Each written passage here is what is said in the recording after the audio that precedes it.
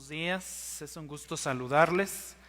Damos gracias a Dios porque nos permite estar este día en este servicio para Él, en este servicio para adorar su nombre, para bendecir su nombre. Y en este domingo de resurrección vamos a estar meditando en la palabra de Dios, específicamente en el Evangelio de Lucas, capítulo 24. Hace unos momentos nuestro pastor Fernando Rodríguez leyó estos 12 primeros versículos del capítulo 24. No los volveré a leer y iremos desarrollando este pasaje y viendo las verdades y los principios bíblicos que el Señor tiene para nosotros aquí. La resurrección de nuestro Señor Jesucristo. Pero antes de entrar a nuestro texto que nos ocupa el día de hoy, les invito a que inclinemos nuestro rostro y oremos juntos al Señor. Vamos a pedir la dirección de su Santo Espíritu. Padre, una vez más te damos gracias en este servicio.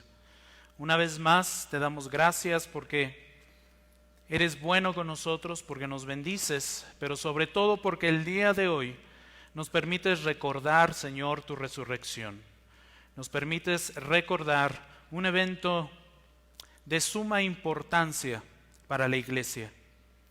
Gracias, Señor, porque hoy tenemos la confianza de que tú vives, de que tú resucitaste, de que no estás en esa tumba, de que estás vivo, y por eso te adoramos. Por eso te bendecimos, por eso te buscamos, por eso, Señor, glorificamos tu nombre y lo proclamamos en este mundo. Anhelamos tu venida, anhelamos verte, anhelamos estar contigo en la eternidad. Gracias por la palabra, por esta bendita palabra que tú nos has dado, con la cual tú nos enseñas más de ti, con la cual tú nos purificas, con la cual tú nos muestras el camino hacia ti a través de nuestro Salvador. Gracias, Padre, por tu gran bondad. Rogamos en este momento, Señor, que tu Santo Espíritu nos guíe, que tu Santo Espíritu nos enseñe y nos muestre las verdades, Padre, que tú tienes para nosotros aquí en el Evangelio de Lucas. Que esta palabra, Señor, que es poderosa, que esta palabra que es viva y eficaz, penetre hasta lo más profundo de nuestro ser, Señor. Que esta palabra bendiga grandemente a los que estamos congregados en tu nombre en estos momentos. Bendice, Señor, esta predicación y este mensaje. Háblanos a nuestra mente y a nuestro corazón. Te lo rogamos en el nombre de Cristo Jesús, nuestro suficiente Señor y Salvador. Amén. El Evangelio. ¿Qué es el Evangelio? ¿Qué es el Evangelio? Simplemente el Evangelio son las buenas nuevas de Jesús. El Evangelio es la vida. El Evangelio es la muerte. El Evangelio es la resurrección de nuestro Salvador. Este precioso Evangelio promete que si creemos en Jesús, todos nuestros pecados serán perdonados. Y eso es muy bueno. Todos nuestros pecados serán perdonados, pero además promete también que viviremos con Dios para siempre, en la eternidad, en la gloria, disfrutando de Él. Nuestro Señor Jesucristo resucitó con un cuerpo glorificado. Y los creyentes también lo haremos, tenemos esa seguridad porque la palabra de Dios lo dice. Los creyentes también llegará el momento en que compartirán un cuerpo glorificado. El apóstol Juan en su primera carta, en el capítulo 3, versículo 2, dice lo siguiente: aún no se ha manifestado lo que habremos de ser, pero sabemos que cuando Él se manifieste, está hablando de nuestro Señor Jesucristo, cuando Él se manifieste, seremos semejantes a Él. Cuando Él venga, seremos transformados, seremos resucitados, se nos dará una nueva naturaleza. Y continúa Juan diciendo, porque le veremos como Él es. Esta es la gran promesa del Evangelio. Esta es la gran verdad del Evangelio. Así es que el Evangelio se centra en la persona y en la obra de nuestro Señor Jesucristo. Lo vemos claramente en el Evangelio de Lucas. Lucas es un precioso evangelio que el Señor nos ha dado. En su evangelio, Lucas, al iniciar su escrito, nos dice lo siguiente: les escribo para que sepas la verdad precisa acerca de las cosas que te han sido enseñadas. Estoy leyendo el texto de la Biblia de las Américas. Te escribo a ti para que sepas la verdad precisa. Lucas quiere que nosotros sepamos la verdad precisa. ¿Sobre qué? ¿Sobre qué?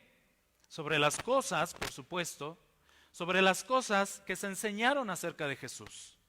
Lucas quiere que nosotros sepamos la verdad sobre Jesús, pero la verdad precisa. Nos habla en este evangelio Lucas de las circunstancias milagrosas, por ejemplo, del nacimiento de nuestro Señor. Nos habla de que fue concebido por el Espíritu Santo, de que nació de la Virgen María, nos muestra su obra salvadora, nos relata los principales eventos de su vida ministerial, nos permite escuchar a Jesús predicar el reino de Dios, lo vemos realizar muchísimos milagros, muchísimas curaciones, muchísimas liberaciones. Y escuche esto, en todo el Evangelio de Lucas, Jesús es el centro de todo lo que sucede en el Evangelio. Jesús es el centro de todo lo que sucede en el Evangelio. En el Evangelio de Lucas, Jesús llama a sus discípulos, enseña parábolas, reprende a líderes religiosos, calma tormentas, expulsa demonios, cura enfermedades, alimenta multitudes. Pero en la última semana de su vida, nuestro Señor Jesucristo fue traicionado. Nuestro Señor Jesucristo fue arrestado. Nuestro Señor Jesucristo fue juzgado, fue condenado y fue crucificado. Fue crucificado. Así, su presencia viva domina cada página del Evangelio de Lucas.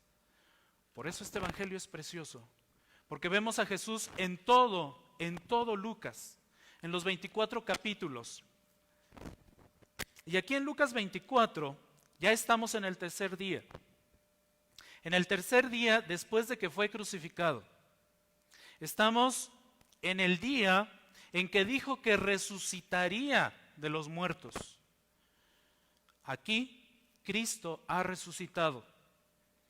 Sin embargo, déjeme decirle algo que viene a ser un detalle dentro de este evangelio. En todo Lucas vemos actuando a Jesús de primera mano. Pero es curioso que cuando leemos este capítulo 24 de Lucas, no lo encontramos.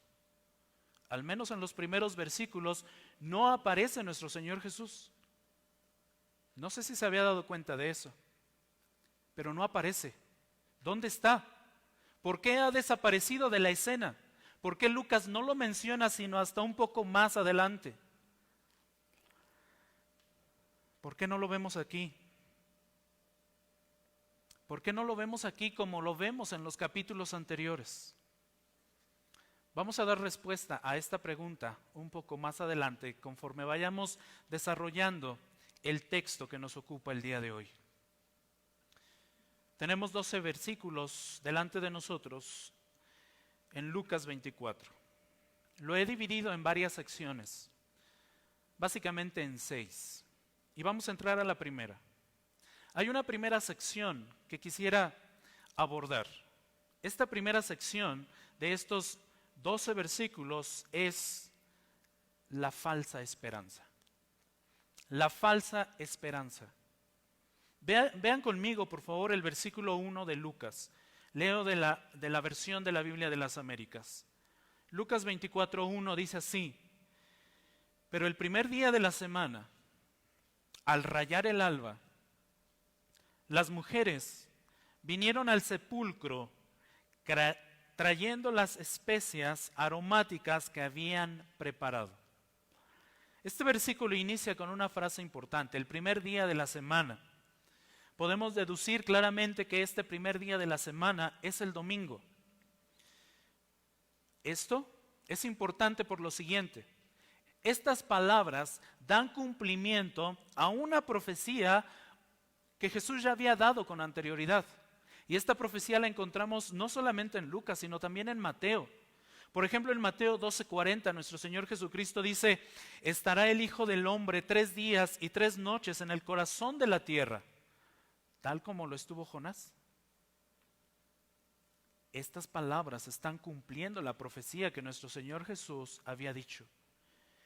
Pero el primer día de la semana, el domingo, es por eso que la iglesia se reúne los domingos para conmemorar la resurrección.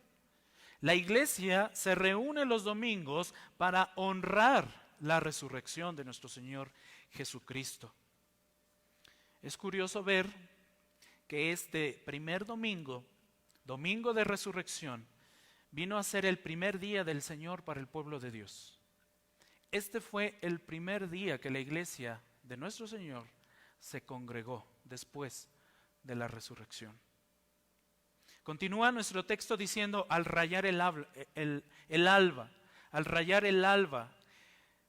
Esto es muy de mañana, esto es al amanecer.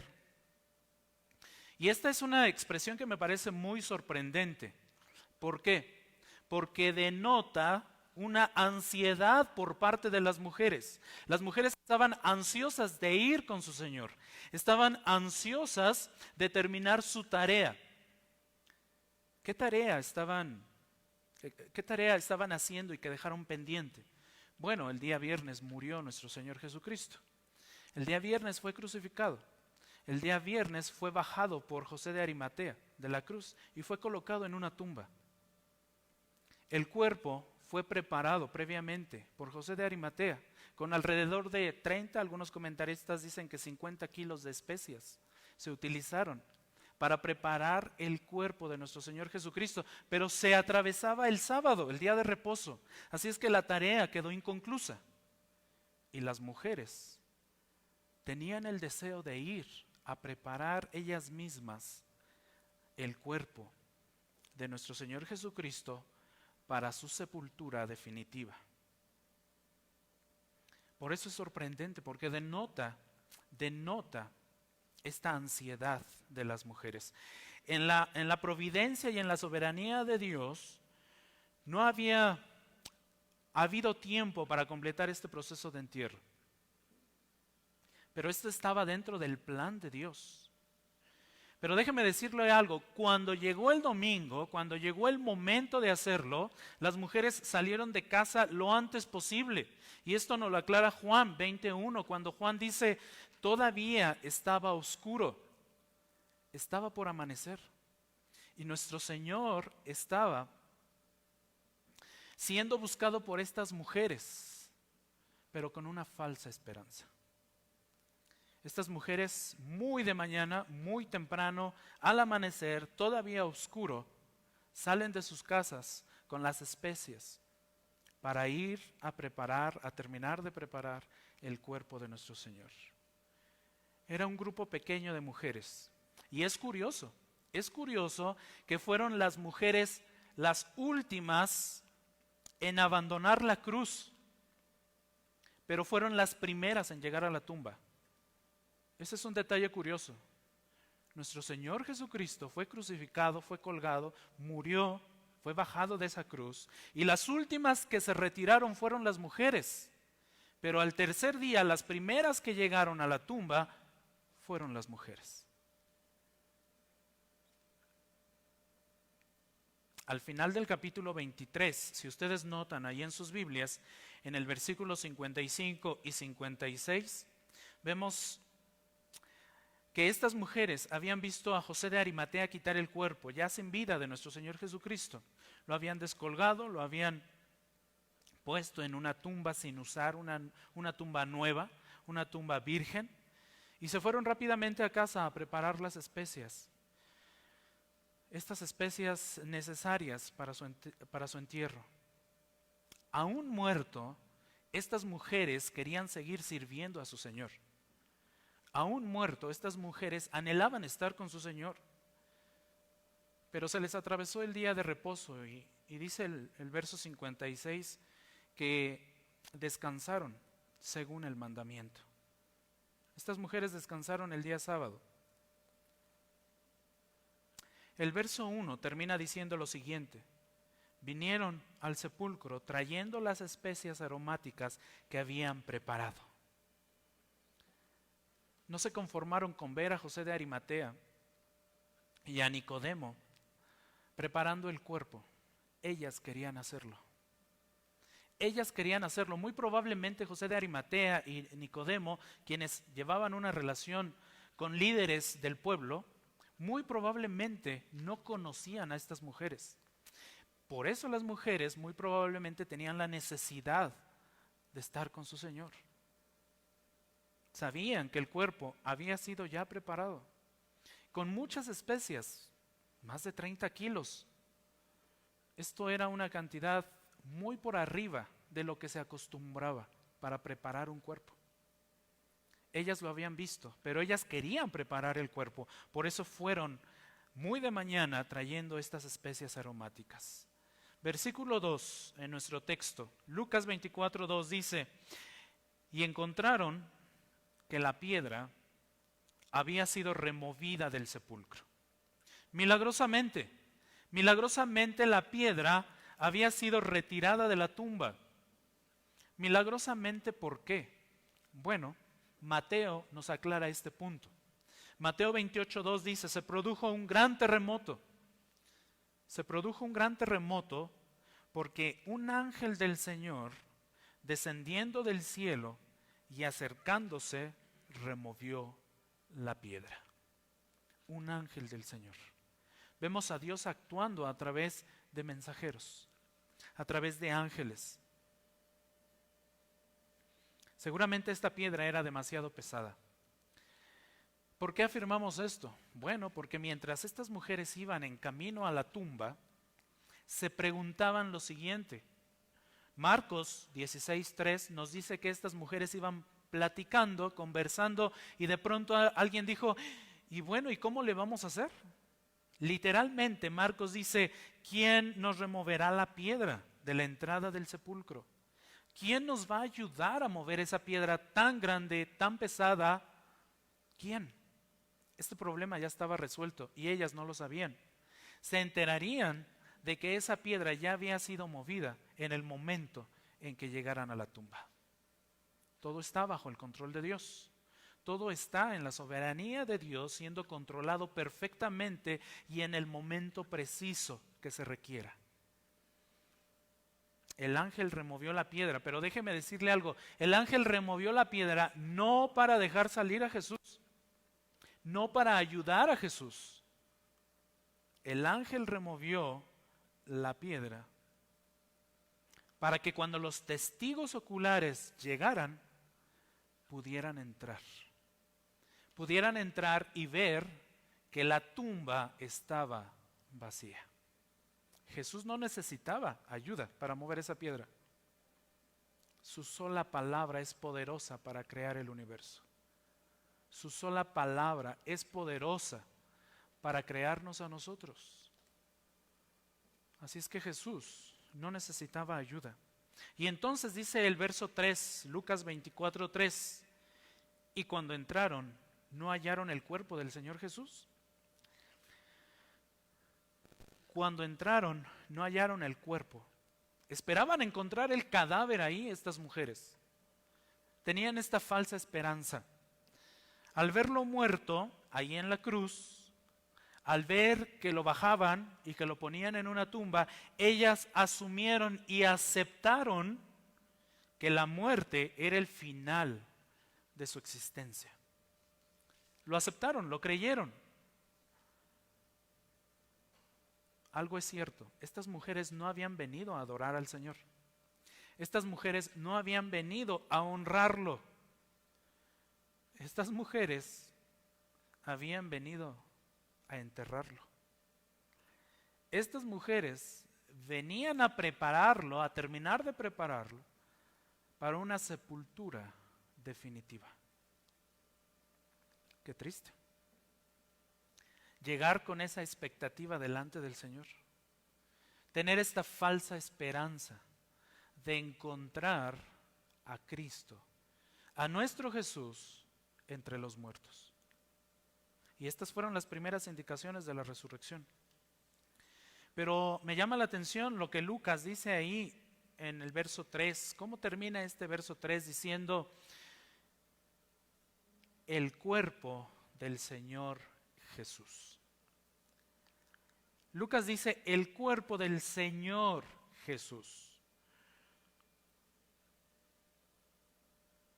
Este es el clímax de la narración de Lucas, hermanos. Este es el clímax de la narración de Lucas. Llamarle a Jesús Señor. Esto es muy importante y es una palabra clave. Y si la puede subrayar en su Biblia, subráyela. Jesús es el Señor, dice Lucas. Esta palabra Señor, cuando Lucas la escribe, está denotando deidad. Está denotando soberanía. Está denotando una posición exaltada. En pocas palabras, Lucas está diciendo que Jesús es Dios y que es soberano sobre toda su creación. Este es uno de los títulos específicos que Lucas usa para el Cristo resucitado. Lo declara como el Señor de todo. Y este es el mismo término que también Lucas utiliza más adelante en el libro de los Hechos, en el capítulo 2, versículo 36, cuando dice: sepa pues con certeza toda la casa de Israel que a este Jesús, a quien vosotros crucificasteis, Dios le ha hecho Señor y Cristo. ¿Notan esto? La misma palabra, el mismo término que utilizó en Lucas 24, lo utiliza en Hechos 2:36, para denotar la deidad de Cristo, para denotar su poder soberano, su posición exaltada.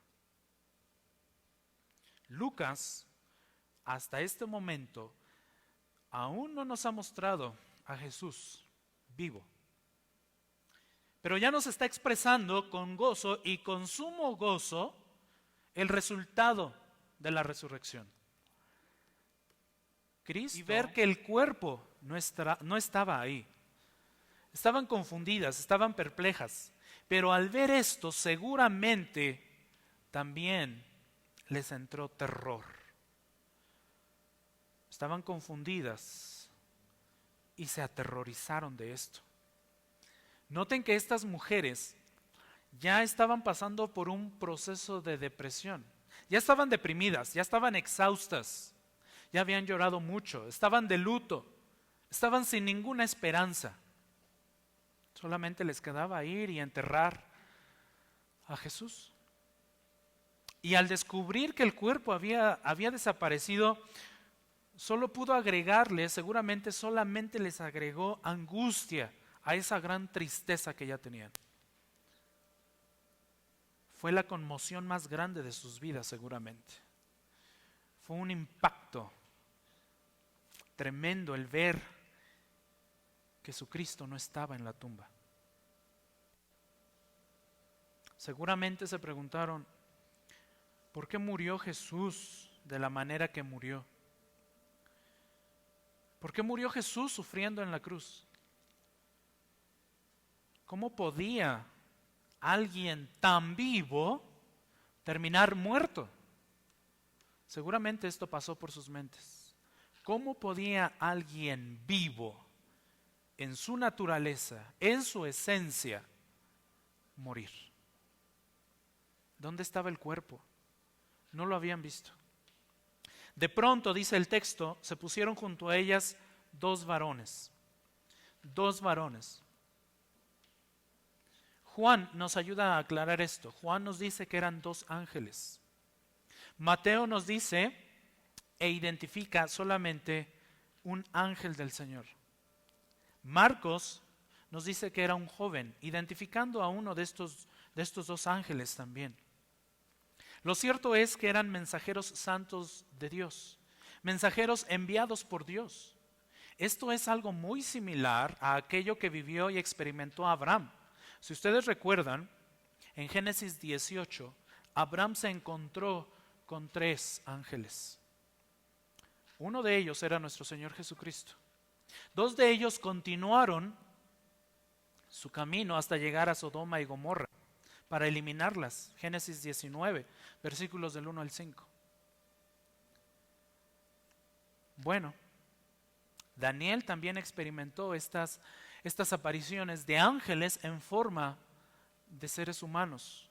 Daniel 10:16 nos dice, uno semejante a un hombre se le apareció a Daniel.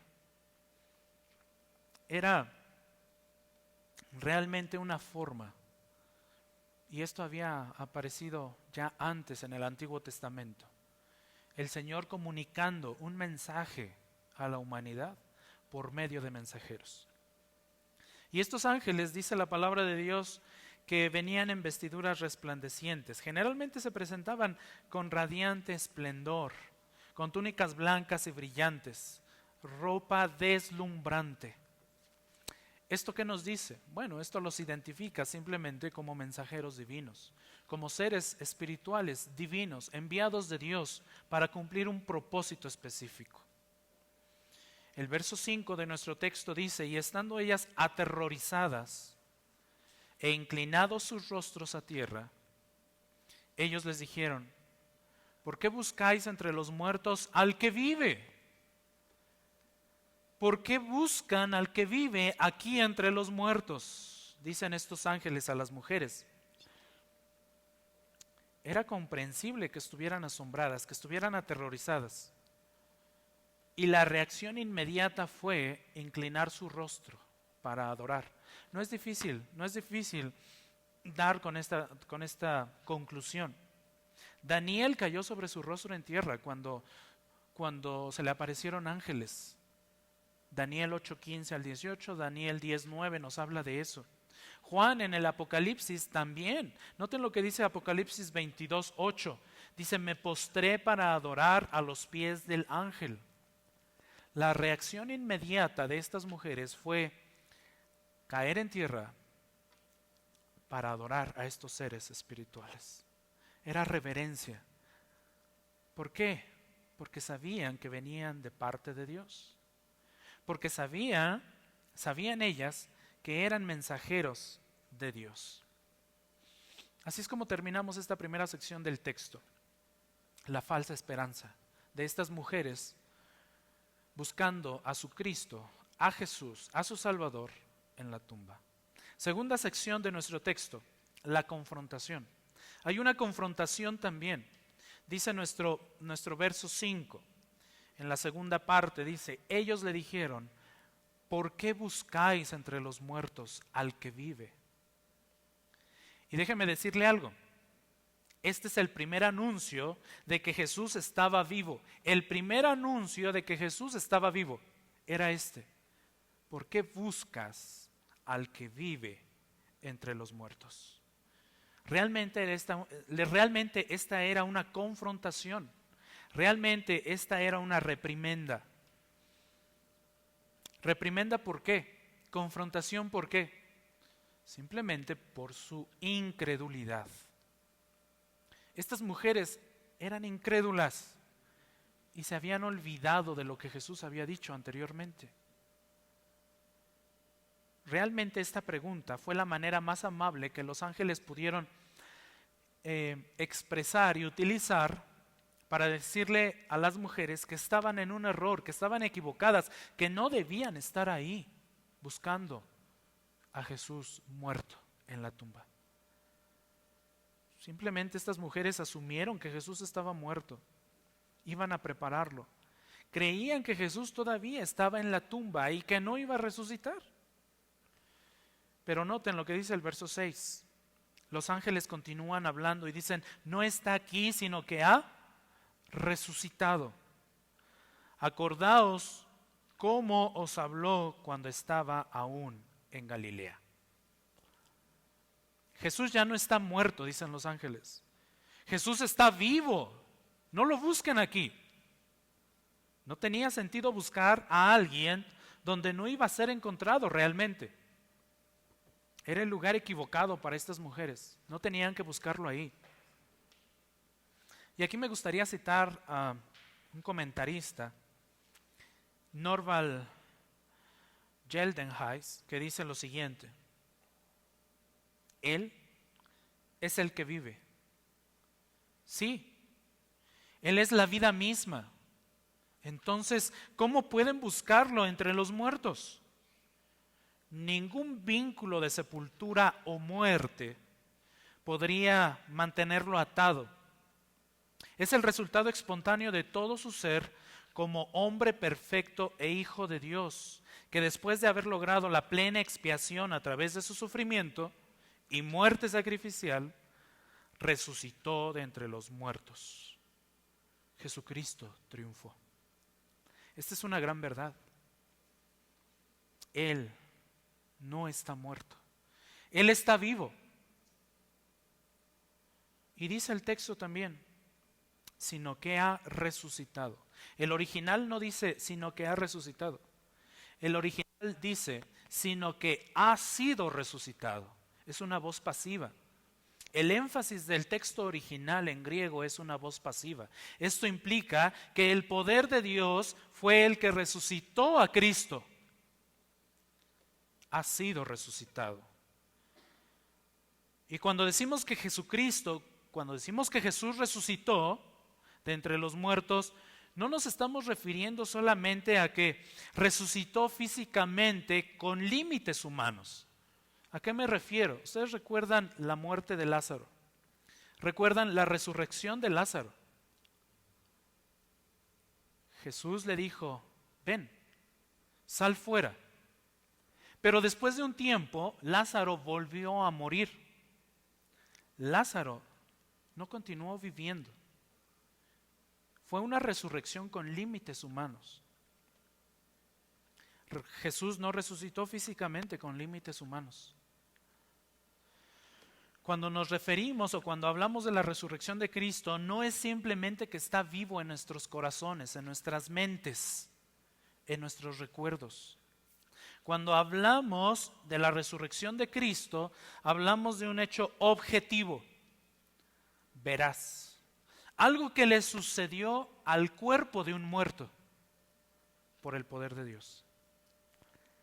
El cuerpo físico de Jesús fue resucitado de la muerte a la vida por el poder de Dios. Esa es la gran diferencia entre la resurrección de Cristo y la resurrección de Lázaro. Lázaro resucitó y volvió a morir. Jesús no. Jesús, en el caso de Jesús, fue una resurrección física al esplendor inmortal de un cuerpo que nunca más morirá de nuevo. Esa fue la resurrección de nuestro Salvador. Una resurrección al esplendor inmortal de un cuerpo que nunca más va a volver a morir. Así lo dice la Escritura. Juan 11:25 dice, ustedes lo saben, yo soy la resurrección y la vida. Así lo dijo también Juan en el Apocalipsis 1:17 y 18. Yo soy el primero y el último y el que vive. Y estuve muerto, dice nuestro Señor Jesucristo, y he aquí, estoy vivo por los siglos de los siglos. Nuestro Señor Jesús no volverá a morir. Romanos 6:9 también nos afirma esto. Pablo escribe en su carta a los romanos y dice, Cristo, habiendo resucitado, no volverá a morir. Ya la muerte no tiene dominio sobre él. Es una resurrección perfecta de nuestro Señor, de nuestro Salvador. ¿Cómo podían las mujeres saber esto? Seguramente también en algún momento nosotros nos hemos preguntado, ¿cómo podemos saber que esto es real y verdadero? ¿Cómo podemos saber que esto es certero? Lucas nos escribió para darnos certeza. ¿Cómo puedo comprobar que realmente Jesús está vivo? ¿Qué pruebas hay de que Jesús resucitó? Bueno, un profesor de Harvard en la Universidad de Estados Unidos, Ernest Wright, dijo alguna vez lo siguiente: en la fe bíblica, todo depende de si los eventos centrales realmente ocurrieron o no. En la fe bíblica, todo depende de si los eventos centrales realmente ocurrieron o no. Si la resurrección es verdad, si esto es cierto, ¿cómo podemos estar seguros de que Jesús realmente resucitó de entre los muertos? ¿Qué pruebas tenemos? Esta pregunta salió a flote una vez más allá por el año 2007, alrededor del mes de febrero en 2007, cuando se anunció públicamente al mundo que habían sido descubiertos los ataúdes de Jesús y otros miembros de su familia. Se anunció que habían sido descubiertos estos ataúdes en una cueva ahí en un suburbio cerca de Jerusalén. James Cameron, quien dirigió este documental, quien produjo este documental, dijo lo siguiente: la evidencia del ADN probará que esa era la cueva funeraria de la familia de Jesús de Nazaret. 2000 años después del hecho, alguien se estaba atreviendo a afirmar que había encontrado los restos de Jesús. ¿Cuál es la mejor manera de responder a este ataque tan directo contra la veracidad del Evangelio? ¿Cuál es la mejor manera de responder a este tipo de ataques? Hubo muchas maneras y muchos se pronunciaron y hubo muchos artículos. El caso de Cristo, por ejemplo, un libro muy conocido, fue una respuesta a esto. Y es que podemos responder sí con pruebas científicas, las hay, podemos responder así. Podemos responder también con pruebas apologéticas, son válidas, por supuesto. Podemos responder también con investigación arqueológica, por supuesto que sí. Pero déjeme decirle algo. Los ángeles dijeron algo muy simple a las mujeres. Los ángeles no se metieron en problemas de pruebas científicas. Los ángeles no tomaron respuestas apologéticas. Los ángeles no dieron una investigación arqueológica a las mujeres para comprobarles que Jesús había resucitado. Los ángeles se limitaron a decir algo muy simple. Los ángeles le dijeron a las mujeres: acordaos. Acordaos cómo os habló cuando estaba aún en Galilea. Esta es la respuesta más certera. Acuérdate de lo que Jesús dijo. Debemos afirmar entonces que debemos creer en la resurrección. Oiga bien esto, debemos creer en la resurrección sobre la base de lo que Jesús mismo dijo. Esa es la prueba certera. Debemos creer en la resurrección sobre la base de lo que Jesús mismo dijo. La tumba vacía no se explica sola, mi querido hermano y hermana. La tumba vacía no se explica sola. La tumba vacía se explica con un hecho, con un mensaje. Se explica con el mensaje del Evangelio. Jesús no solo murió, Jesús resucitó con un cuerpo glorioso, eterno, que nunca volverá a morir. Eso fue lo que Jesús afirmó en Apocalipsis 1:18. He aquí estoy vivo por los siglos de los siglos. Los ángeles le dijeron a las mujeres que recordaran estas profecías, que recordaran, que se acordaran de lo que Jesús ya les había dicho con anterioridad. Esa era la prueba irrefutable de la resurrección de Cristo. No pruebas científicas, no pruebas arqueológicas. simplemente la palabra de Cristo. Sobre esta base nosotros debemos creer en la resurrección. Por eso Lucas continúa en el verso 7, los ángeles continúan diciendo que el Hijo del Hombre debía ser entregado en manos de hombres de pecadores y ser crucificado y al tercer día resucitar. Si usted lee los evangelios encontrará muchos versículos, especialmente en Mateo, encontrará muchos versículos donde Jesús está profetizando su muerte, su crucifixión, pero también su resurrección.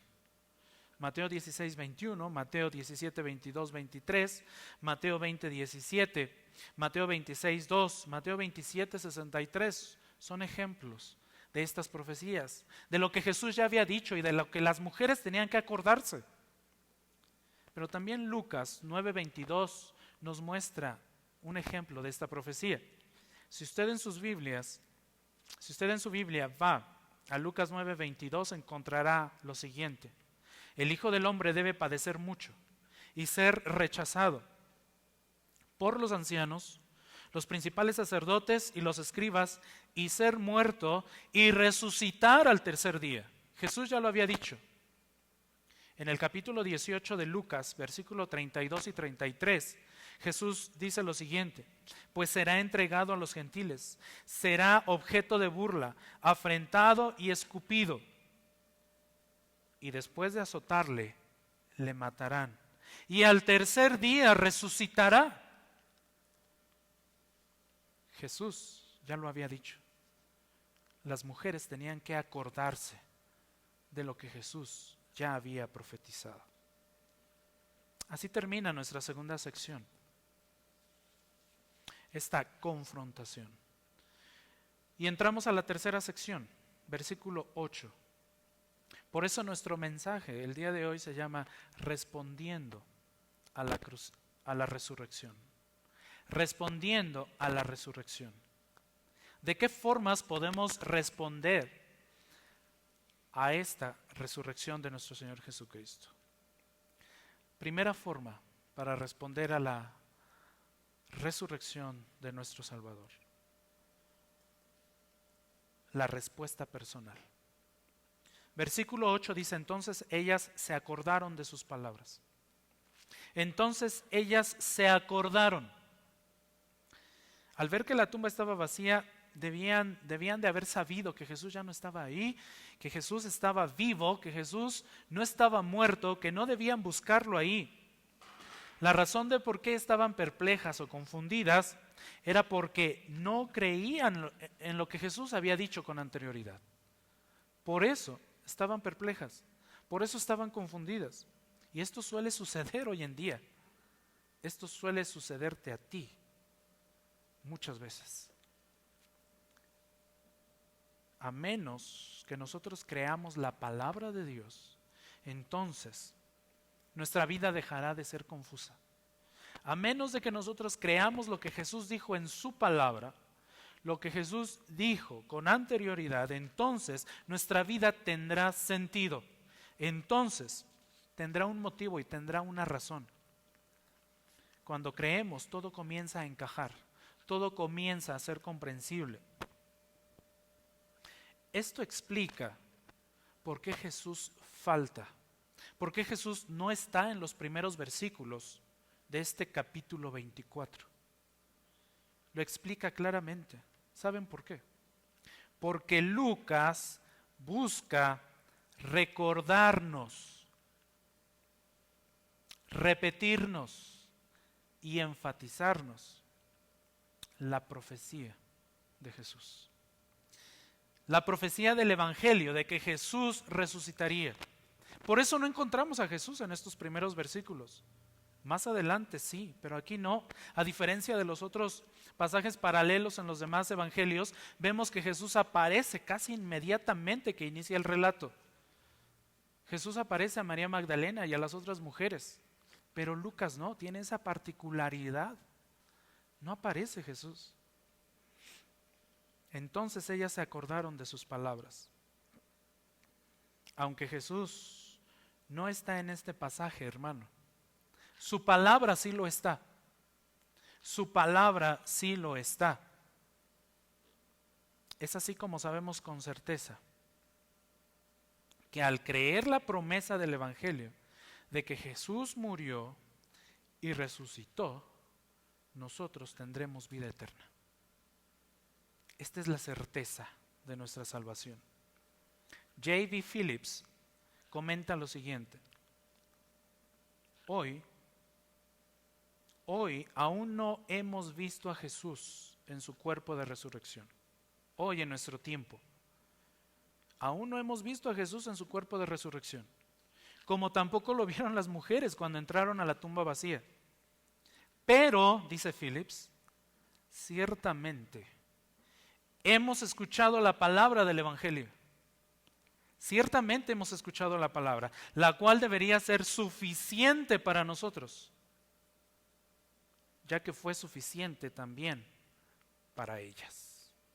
Phillips se está refiriendo a las mujeres. Si la palabra que habían escuchado fue suficiente para que ellas creyeran y se acordaran, debe ser suficiente para nosotros. Hermano, yo le pido hoy que recuerde lo que dijo Jesús. Recuérdelo constantemente. Recuerde que Él dijo que sería crucificado para expiar todos nuestros pecados, todos. Pero también recuerde que Él dijo que resucitaría para darnos vida eterna, vida en abundancia, con Él en la gloria. Recuérdelo, esa es la certeza para usted. Esa es la certeza para usted. Las pruebas científicas, arqueológicas, todo eso viene a ser secundario cuando usted cree en la palabra de Dios, viva y eficaz. Muchos de nosotros gastamos mucho tiempo buscando pruebas científicas, arqueológicas, pero gastamos muy poco tiempo buscando creer lo que Jesús dijo. Queremos una explicación a todo, pero no buscamos comprender el Evangelio, la revelación como Dios nos la ha dado. Ocupamos y malgastamos muchas veces nuestro tiempo. Solamente recuerde que eso sea suficiente para usted, como dijo Phillips. Que eso sea suficiente para usted, la palabra. Recuerde lo que Jesús dijo. Esta es la respuesta personal. Las mujeres respondieron entonces con fe. Hoy le pido que usted responda a la resurrección de su Salvador con fe y le crea y recuerde lo que Él dijo. Responda con fe. Estas mujeres lo habían seguido. Estas mujeres habían estado con Él, habían disfrutado muchos momentos con Él. Pero cuando llegó el momento de ir a la tumba, esperaban verlo muerto. ¿Qué pasó entonces?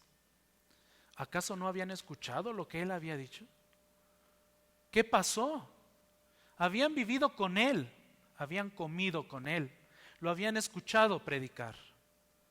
Habían escuchado las profecías que Él mismo con su propia boca había revelado, había dado, y no creyeron.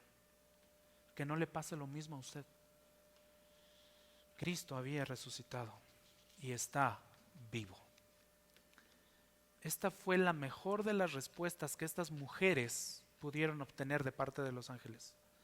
Es la mejor respuesta que usted el día de hoy puede obtener de parte de Dios. Crea la palabra. Esta es la mejor noticia que usted puede escuchar.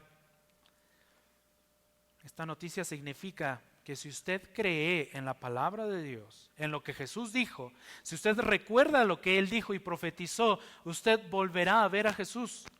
Usted está reconociendo con eso que Dios ha ganado la victoria sobre el pecado, sobre la muerte. Está reconociendo y está admitiendo que volverá a vivir con Dios. Esta es la primera respuesta, la primera forma de responder a la resurrección de nuestro Señor. Una respuesta personal con fe en lo que Él dijo. Cuarta sección de nuestro texto, la segunda forma de responder a la resurrección. Versículo 9. Dice nuestro texto: y regresando del sepulcro, anunciaron todas estas cosas a los 11 y a todos los demás.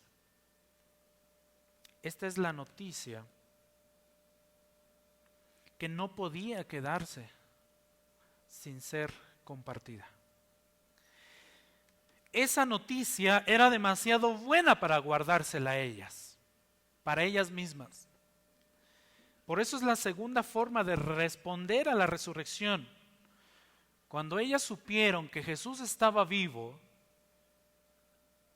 regresando del sepulcro, anunciaron todas estas cosas a los 11 y a todos los demás. Esta es una respuesta evangelizadora. Fueron y anunciaron lo que habían oído. Como dice San Agustín en su comentario, ellas se convirtieron en los primeros predicadores de la resurrección. Ellos se convirtieron, o ellas, estas mujeres, se convirtieron en los primeros predicadores de la resurrección. Esta es la manera de responder a la resurrección. Recordando lo que Jesús dijo, creyendo lo que Jesús hizo y predicando lo que Jesús hizo por los suyos, por sus elegidos, por aquellos que antes de la fundación del mundo ya había elegido. Estamos llamados a ser predicadores de la resurrección. Estamos llamados a llevar a cabo el evangelismo, a compartir este evangelio de la vida, la muerte y la resurrección de Jesús, nuestro Salvador. Anunciamos el mensaje salvador de que Jesús murió y resucitó, y que simplemente creyendo, oiga bien esto, simplemente creyendo en Él, cualquiera puede tener vida eterna. Simplemente creyendo. Romanos 10:9 dice lo siguiente. Seguramente lo sabe de memoria, pero si no, lo voy a leer.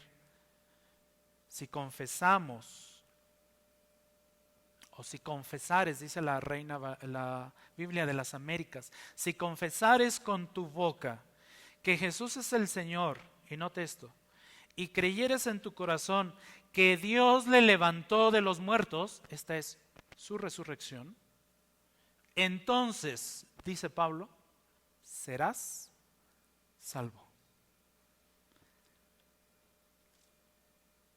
Necesitamos anunciar esto.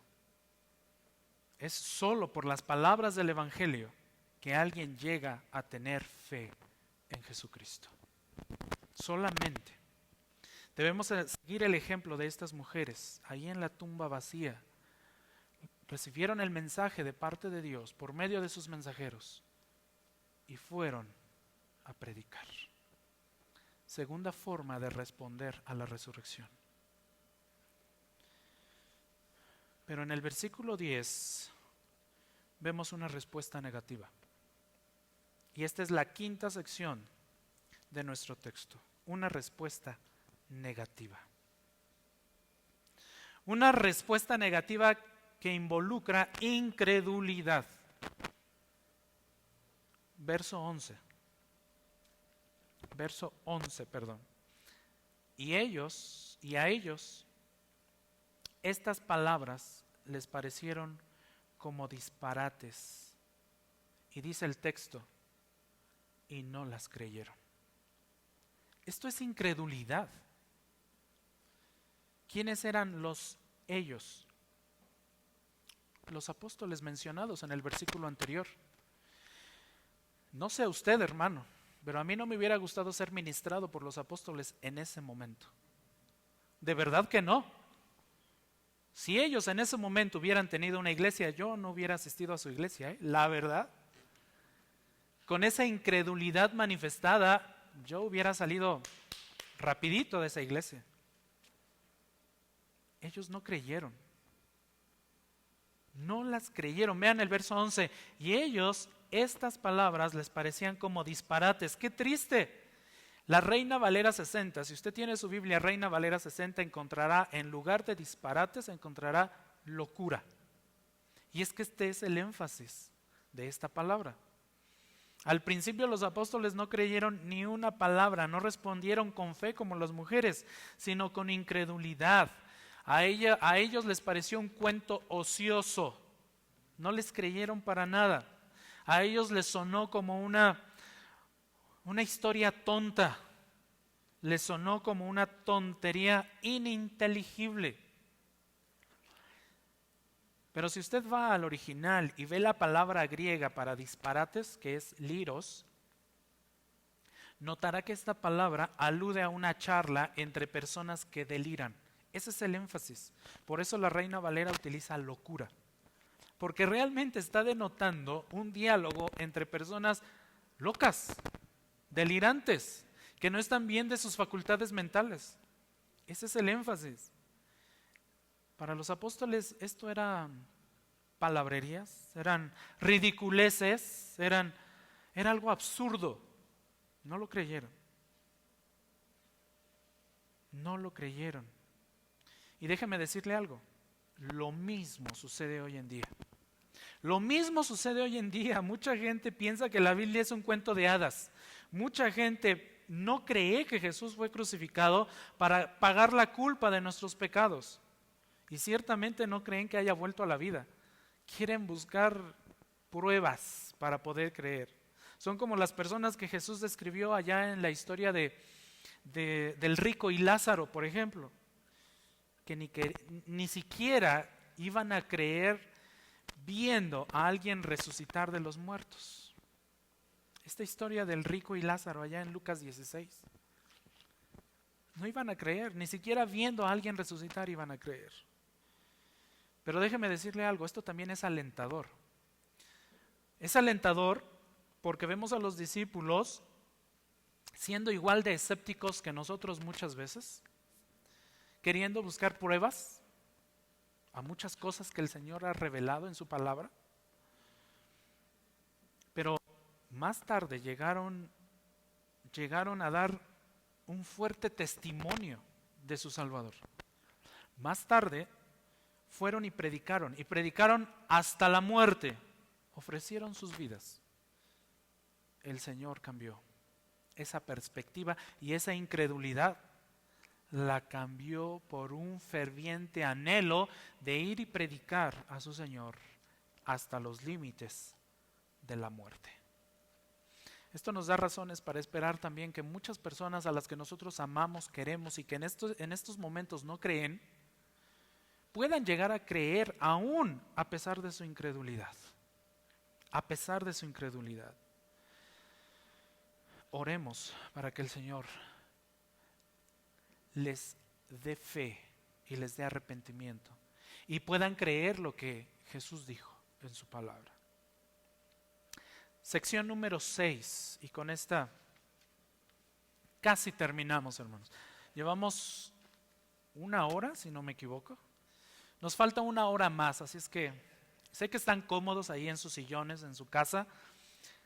Sigan cómodos, nos falta todavía. No, ya casi terminamos. Punto número 6, sección número 6 de nuestro texto. Una respuesta examinadora. Una respuesta examinadora. Ya vimos una respuesta personal con fe. Ya vimos una respuesta evangelizadora. Ya vimos una respuesta negativa de incredulidad. Y ahora vemos una respuesta examinadora. Versículo 12. Verso 12. Dice: pero Pedro se levantó y corrió al sepulcro. E inclinándose para mirar adentro, vio solo las envolturas de lino y se fue a su casa maravillado de lo que había acontecido. Correr por delante era típico de Pedro, ¿eh? Pedro era un hombre impulsivo, su personalidad era así, era arrebatado, era atrabancado. A veces decía y hacía cosas de manera muy impulsiva. Pero déjeme decirle algo, en este caso lo que hizo fue lo correcto. Pedro corrió hacia la tumba eso era lo correcto. Juan nos dice que no solamente fue Pedro corriendo, sino que el mismo Juan fue con él. Llegó primero Juan, porque a Pedro pues le costaba un poquito más de trabajo, ¿verdad? Estaba más chonchito probablemente.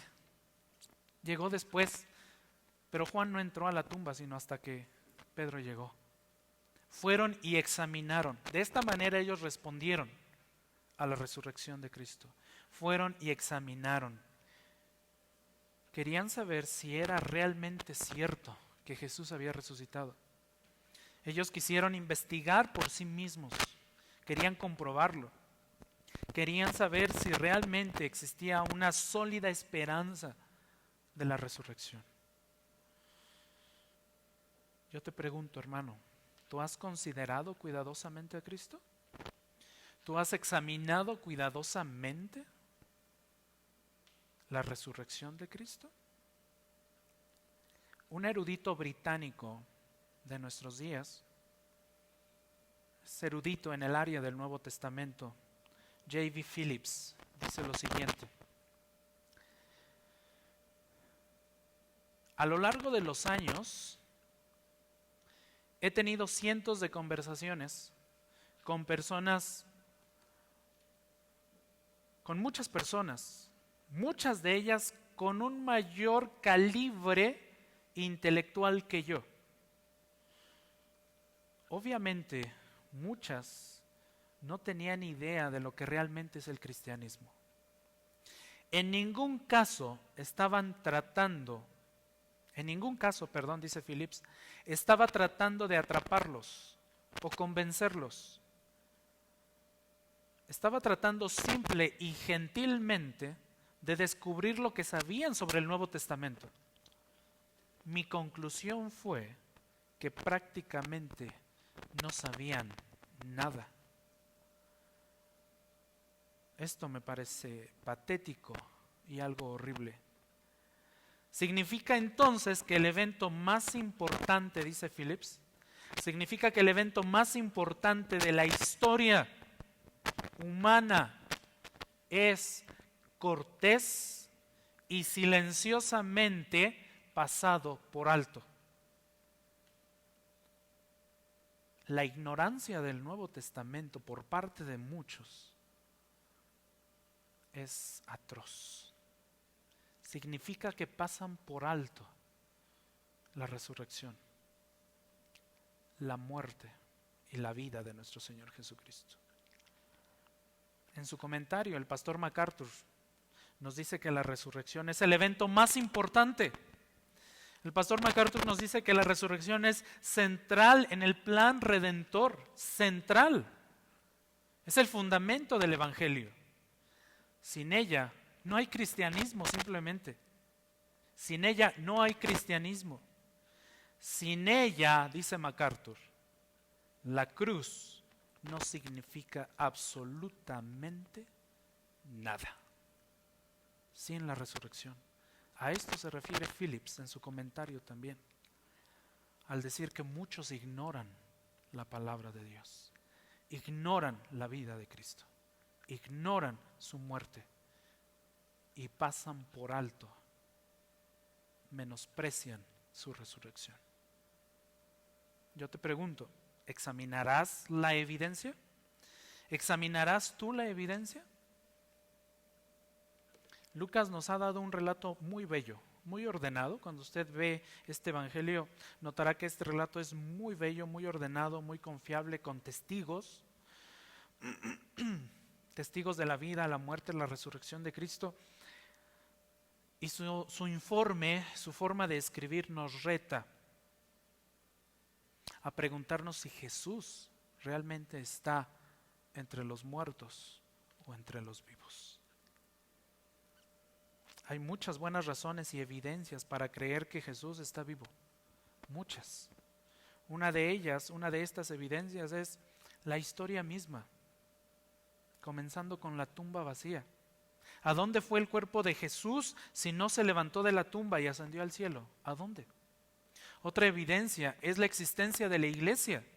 ¿Cómo se recuperaron los primeros cristianos de su desaparición por la muerte de Jesús tan rápidamente y cambiaron el mundo de muchas maneras, si no por el poder de Cristo resucitado? No pudieron haberlo logrado sin el poder del Cristo resucitado. Por eso existe la iglesia el día de hoy. Otra evidencia contundente es la adoración de la iglesia en días domingos. Por eso hoy nos congregamos. Por eso hoy está aquí, viendo esta transmisión. El hecho de que usted se congregue en domingo es una consecuencia, es un resultado de la resurrección de Cristo. ¿Por qué los cristianos comenzaron a adorar el primer día de la semana? Si no es porque en este día Jesús resucitó de los muertos. Por eso. Pero también tenemos el testimonio de las personas que encontramos en los evangelios.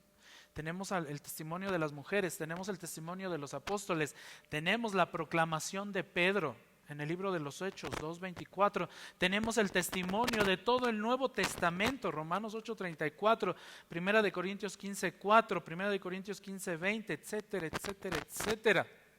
Pero si aún estas evidencias no fueran suficientes, déjeme decirle algo.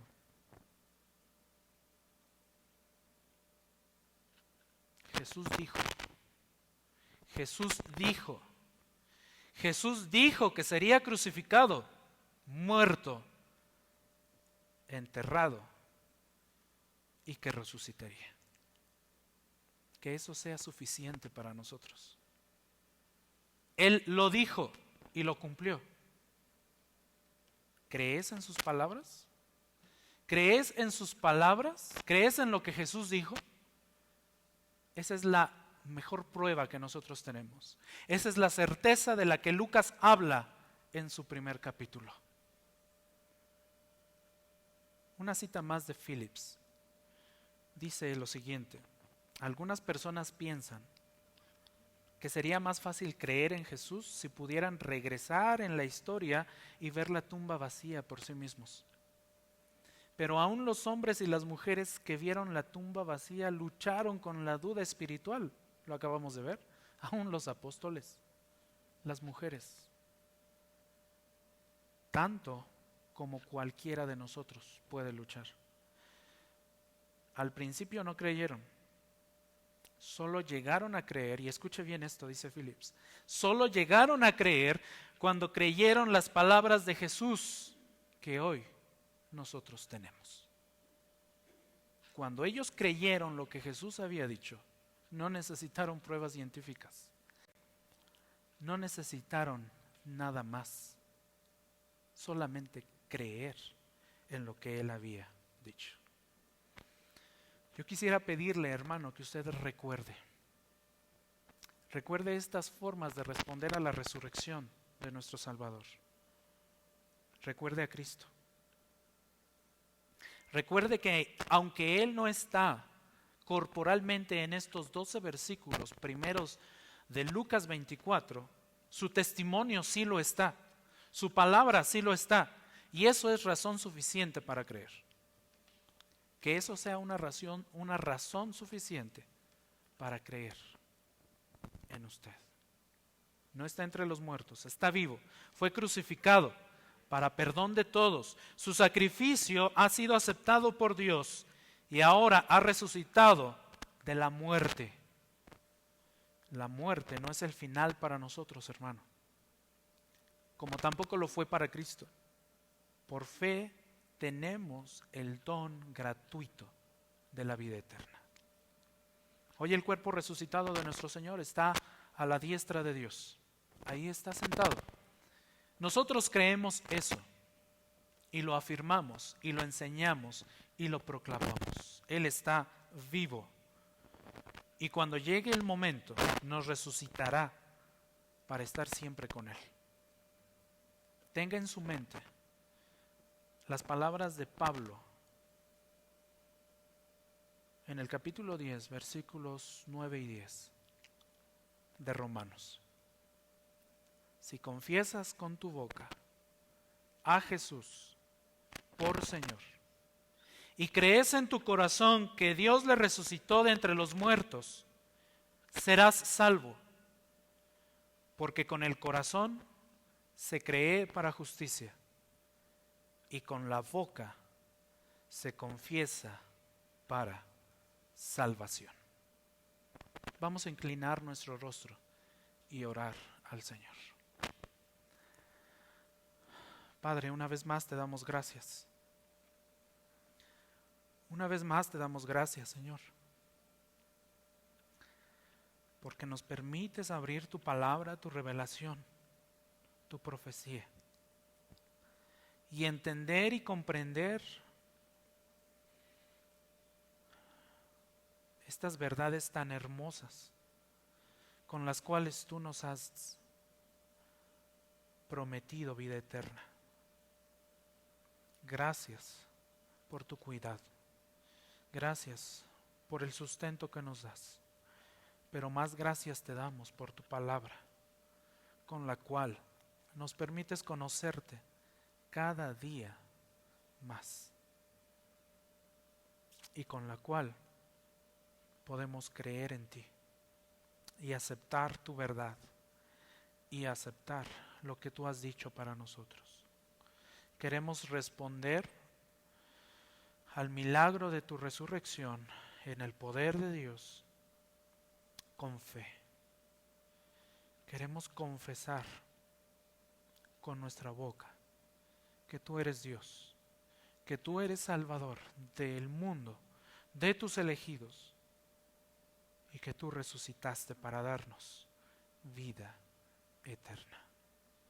Gracias por tu iglesia.